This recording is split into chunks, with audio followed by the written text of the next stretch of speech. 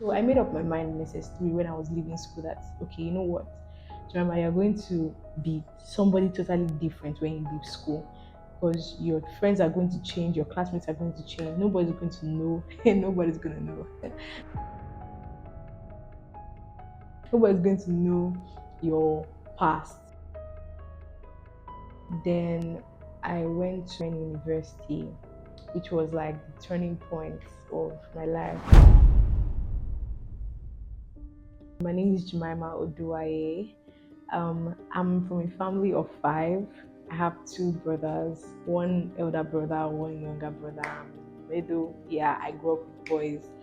And growing up, I've always been let me just say, a goody two shoes girl, obeying all the rules. I don't like to enter trouble. And I grew up in a Christian home as well, going to church, just going to church because that's what my parents told us to do every Sunday, and we have no choice but to obey. So I just used to go to church for going sake, memorize all the memory verses in church. I was also part of the choir because I sing as well, and that's just how my life has been basically. Then in secondary school, I went to a Christian secondary school as well, and from the practices there, my faith was built, in some kind of way. And we used to fast, we used to do different services, Wednesday service, and all of that. So that really helped. But during secondary school, I remember that I had a struggle, a very huge, tough struggle with my self esteem. I was always worried about what people would think about me. I was always scared about, what people were thinking really. And there were these people in my set that they always made people feel inferior. And so I was kind of like a prey to them all through from GS1 to SS3. It was almost like it never changed. Like that feeling of inferiority complex never changed. And so I made up my mind in SS3 when I was leaving school that, okay, you know what, Jeremiah, you're going to be somebody totally different when you leave school, because your friends are going to change, your classmates are going to change, nobody's going to know, and nobody's going to know. Nobody's going to know your past, right? Nobody's going to know how you felt weak in your secondary school. So I did a diploma year in Unilag, and during that year, I, as I said, I made up my mind, and I, met new friends. There was still that inferiority complex. There was small, but I had made up my mind. When I got there, I mixed with some people that did not help me spiritually, and I had my first boyfriend there. He introduced me to things that had never known at that age, right? So that went on for a year. Then I went to Bowen University, which was like the turning point of my life.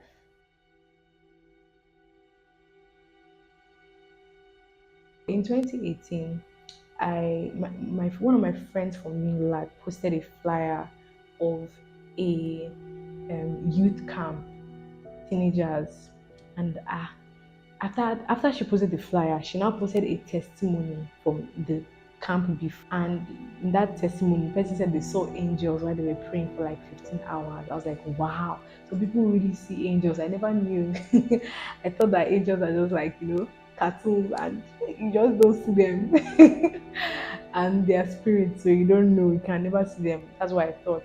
And so when that guy said he saw angels, I was like, okay, I'm going for this camp because I want to see angels. That was my reason. I did not want to go to the camp for any other reason than to see angels.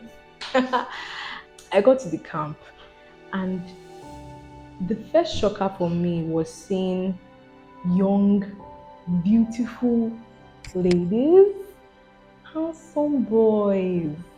I was just like, am I in the right camp? Is this where they see angels and pray for 15 hours? Are we joking? I was really, really shocked.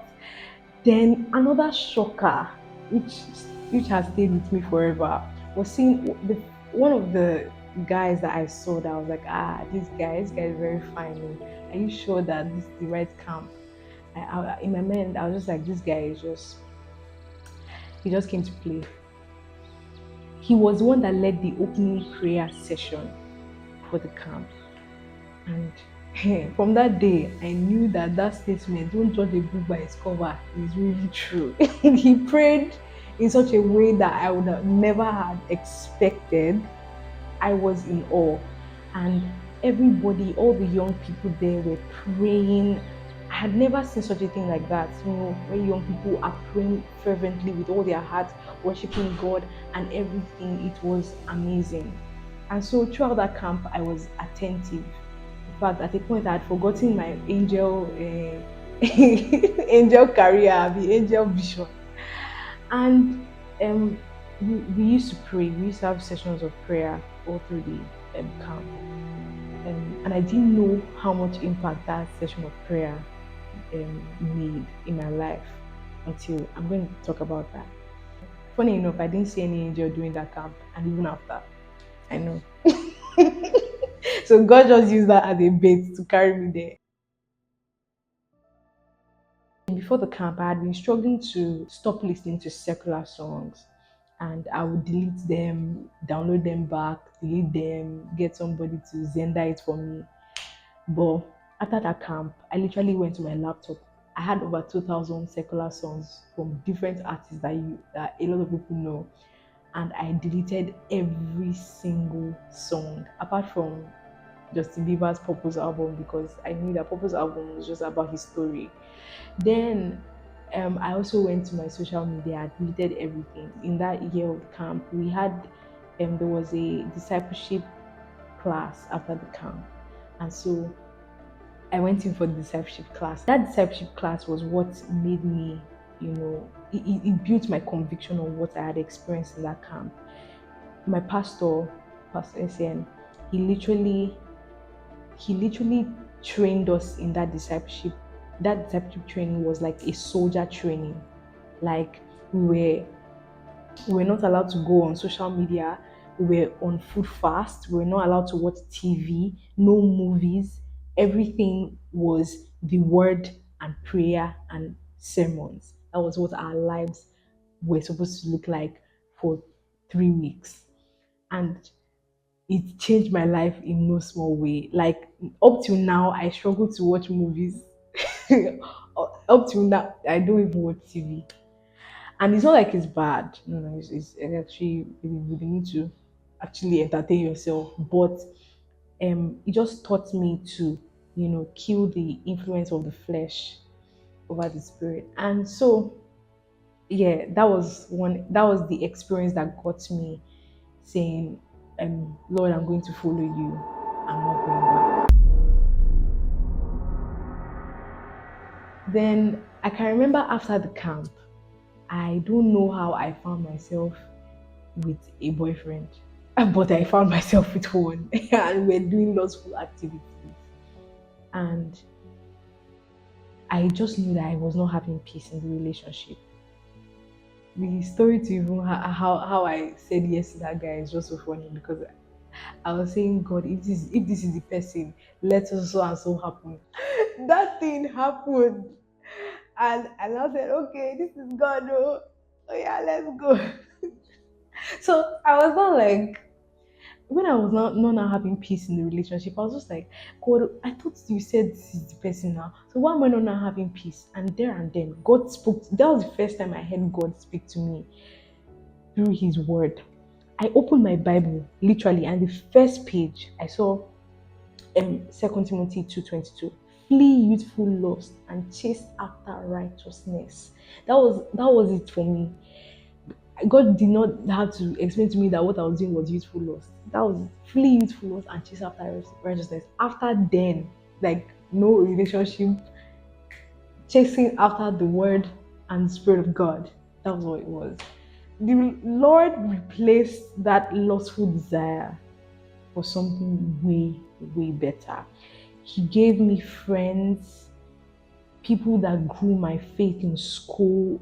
like when I got to school, I was already thinking to myself, I don't really know a lot of people here. So I was just like, God just send me friends. And God sent me, He did not just send me people that are just okay, they do devotion in the morning, that's okay, yes, they read their Bible. He sent me firebrand people, people that will spur me up to pray, even up to now that when I call them, we can pray together, we can study together. The first person, shout out to Uche. Uche will wake us up. People are sleeping. Why are you sleeping? It's time to pray.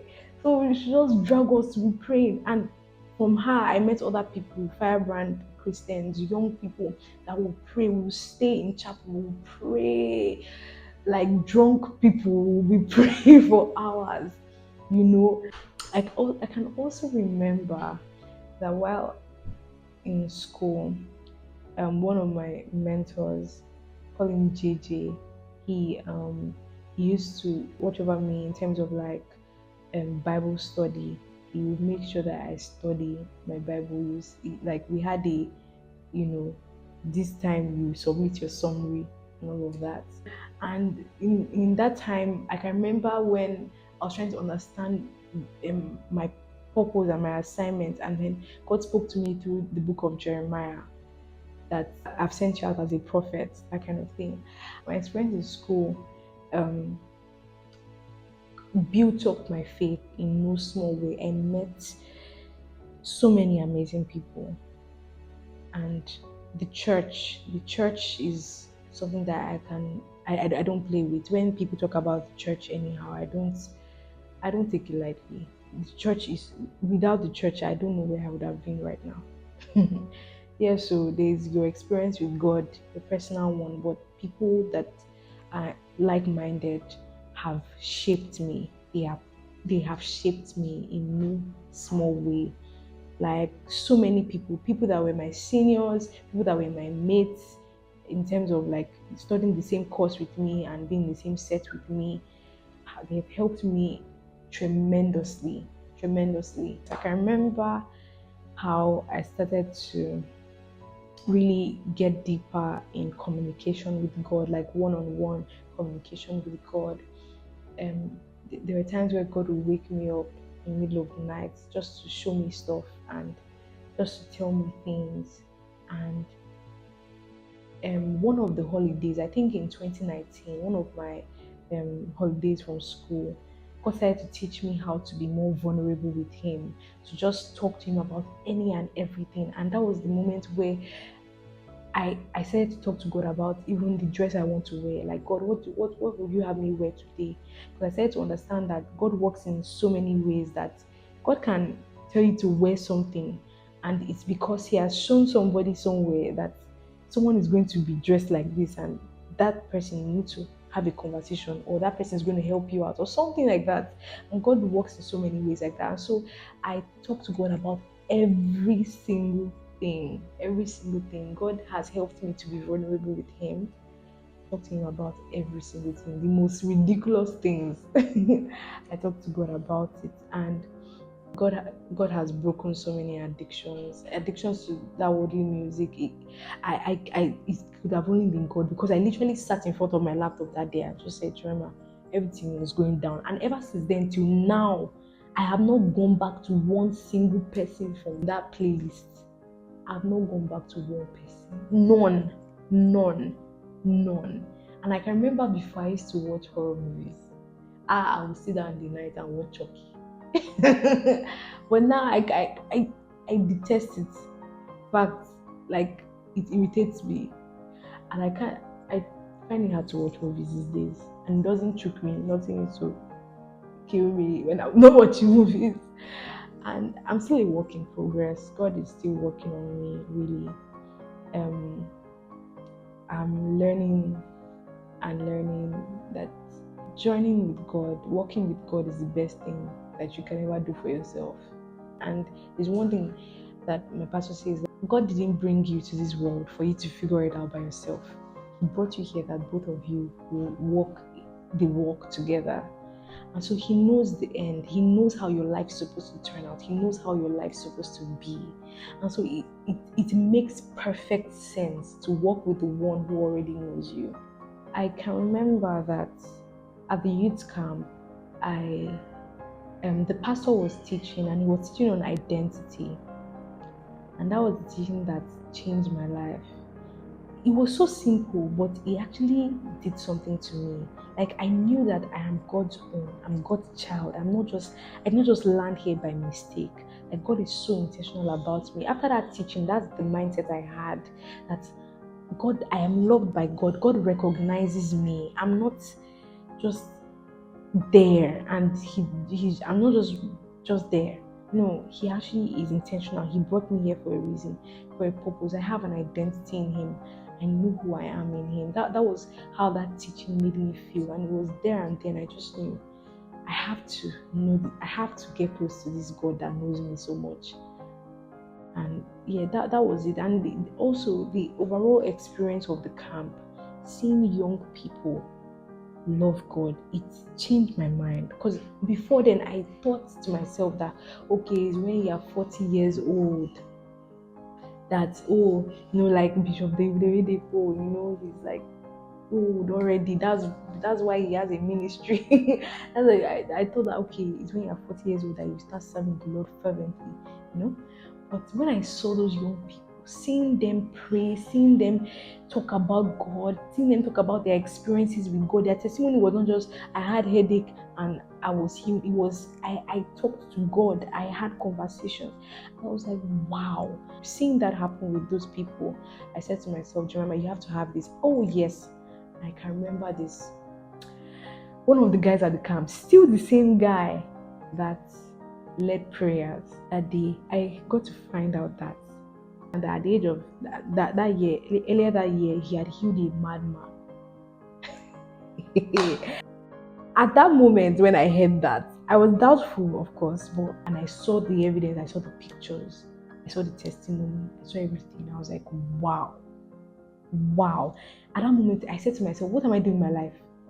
He's 17, I'm 18. Why have I not healed the sick? Talk less to heal a madman. He healed a madman. That was crazy. And I told and that was what sparked my love for healing the sick. And also I saw one of my friends, my friends from camp, she was a drummer. Her name is also Jemima. She used to use glasses, like 8.0 thick glasses, and she got healed at that camp. Like today, she does not wear glasses, and that changed my mind. And also on the first day of camp, a girl got healed of 20 years of having a bent spine. She got healed on the spot. And how she got it was that the pastor gave a word of knowledge, and she came out and she got healed on that spot. I was stunned. I was like, so this can happen. I didn't know miracles can happen like that.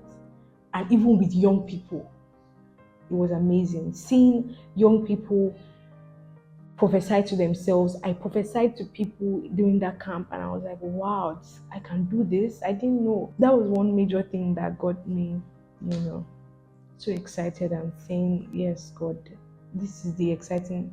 I didn't know God, yeah, this exciting. I didn't know you were so amazing. Because me, I love entertainment. I'm very dramatic. And so seeing all those things, it was like, wow, so things like this can happen even with young people. And I said, yes, God, we are going to go this journey together forever.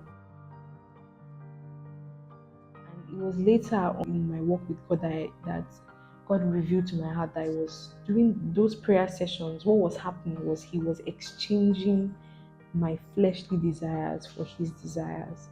So those prayer sessions impacted the ability and the will, the desire to actually delete all those songs. And one scripture that hit me, still the same: flee with full lust and chase after righteousness. That literally was my anchor scripture. The day God opened my eyes to that scripture, it stuck in my head for life. Jemima, youthful lust is going away. Chase after righteousness. Just keep going. Chase after righteousness and peace. Chase after it. Chase. And that was what I did.